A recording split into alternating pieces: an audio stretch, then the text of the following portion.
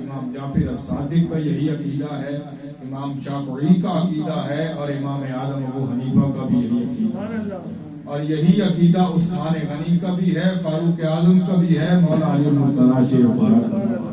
میرا نہیں عقیدہ صرف اہل سنت کی بات کرتے ہیں، یہ صرف ہمارا عقیدہ نہیں ہے، یہی عقیدہ صحابہ کا عقیدہ بھی۔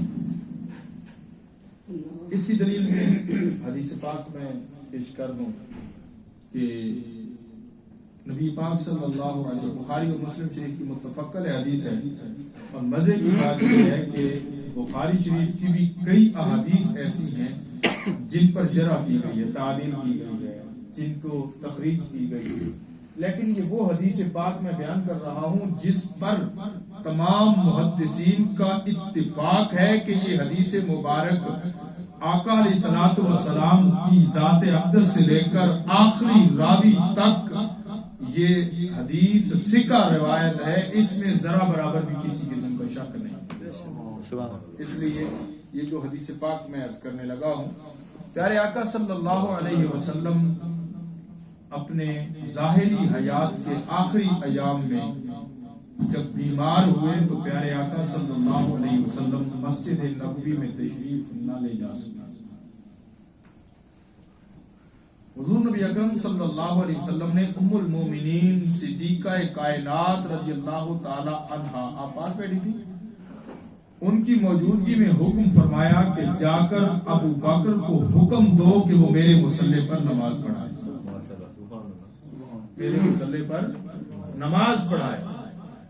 تو حضرت ام المومنین رضی اللہ تعالی عنہا آپ قریب ہوئی اور عرض کی، اے میرے آقا، میرے ماں باپ قربان ہو جائیں، ابو بکر نرم تربیت کے مالک ہیں، کرنے بات چلتی رہے گی، نرم طبیعت کے مالک ہیں، بڑے رقیق القلب ہیں، بڑی ہی جو ہے وہ شفیق طبیعت کے مالک ہیں، تو اگر آپ میری گزارش مانیں تو حضرت عمر کو حکم فرما دیں، کسی اور کو حکم فرما دیں کہ وہ مصلی پر نماز پڑھائیں۔ بخاری کے الفاظ ہیں کہ وہ مصلی آپ کے مصلی پر نماز پڑھائیں۔ کہا کیوں؟ کہ یا رسول اللہ وہ رقیق القلب ہیں، آپ کی غیر موجودگی میں مصلی پر کھڑا ہونا ان کے لیے ناممکن ہو جائے گا، اور ان کو رونا آ جائے گا، آنسو آ جائیں گے، آپ کے مصلی پر کھڑے نہیں ہو سکیں گے۔ میرے نبی نے ام المومنین کو فرمایا۔ اب یہ فرما حضور ہی سکتے تھے، یہ حضور ہی فرما سکتے تھے، میں تو حدیث کے الفاظ بیان کر رہا ہوں، اس لیے پہلے ہی حضرت اماں جی کی بارگاہ میں ہاتھ جوڑ کر معافی مانگتا ہوں، لیکن حدیث کے الفاظ فرمایا تم عورتیں ہو اور بے وقوف ہو، تم کم تر سوچتی ہو، میں محمد کریم نے حکم دیا ہے ابو بکر کو نماز پڑھائے۔ اور پھر جب حضرت ابو بکر صدیق رضی اللہ تعالیٰ عنہ نے نماز شروع فرما دی تو پیارے آقا صلی اللہ علیہ وسلم کے دل مبارک میں خیال آیا کہ چلو دیکھوں تو صحیح اپنے غلاموں کو ابو بکر کے پیچھے کیسے نماز پڑھتے ہیں۔ میرے نبی کی جو کھڑکی مبارک تھی وہ اس کونے میں تھی، آخری کونے کے اندر تھی، حضور نے وہاں سے پردہ سرکایا اور رخ انور باہر نکالا تو صحابی رسول کے الفاظ ہیں کان وجہہ برکۃ مصحف، اور میں ایسے لگتا تھا جیسے قرآن کھل گیا، جیسے قرآن کھل گیا ہو۔ اب حضرت بکر صدیق رضی اللہ تعالیٰ عنہ نماز پڑھا رہے ہیں، صحابہ کرام کے چہرے حضور کی طرف پھر گئے۔ یہ شارحین نے حدیث نے لکھا ہے، میں چونکہ اب حدیث پاک مکمل کر دوں جو کہ بخاری شریف کی حدیث ہے، عقیدے پر بھی آپ کی مہر ثبت ہو جائے کہ صحابہ کے نزدیک یہ عقیدہ نہیں تھا کہ نماز میں خیال آئے تو نماز ٹوٹ جاتی ہے، بلکہ وہ تو قبلے کی طرف رخ ہی نہیں کرتے تھے، چہرہ مصطفیٰ آ جاتا چہرے ادھر پہ۔ یہ تو بات ہی الگ ہے نا۔ تو شارحین نے حدیث لکھتے ہیں کہ اب بات حقیقت تو یہی ہے، میں یہاں کھڑا ہوں، وہاں سے کوئی بندہ انٹر ہو، میں اس کو کس طرح دیکھ سکتا ہوں؟ اس کا ایک ہی طریقہ ہے کہ میں اپنی جگہ سے گھوم جاؤں پھر اس کا دیکھوں۔